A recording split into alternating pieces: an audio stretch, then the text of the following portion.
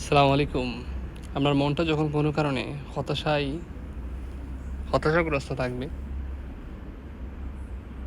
আকাশের দিকে তাকান। আর সেটা যদি রাত হয়, ওই দূর নীলামার যে চাঁদ দেখা যায়, ওই চাঁদের দিকে তাকান। আল্লাহর অপরূপ সৃষ্টি, যিনি চাইলে সব পারেন। আপনার হতাশা তো সামান্য কিছু দূর করতে মুহূর্ত লাগবে না হয়তো।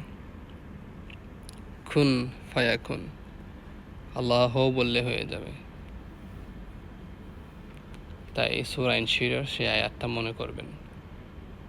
আল্লাহ যখন সময় আসবে তখন এমনভাবে দিবেন, আপনি কল্পনাও করতে পারবেন না। এক্সপেকটেশন যেটা থাকে সেটা ছাড়িয়ে যাবে। অর্থাৎ আমার চাহিদা, আমার প্রয়োজনীয় যতটুকু ছিল তার চাইতে অনেক বেশি পেয়ে যাবেন। শুধু অপেক্ষা করেন, দোয়া করেন।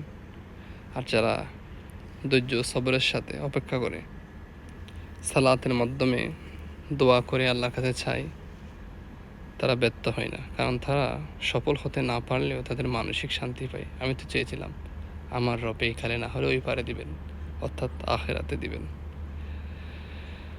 তাই বিশ্বাসীরা কখনো ব্যর্থ হয় না।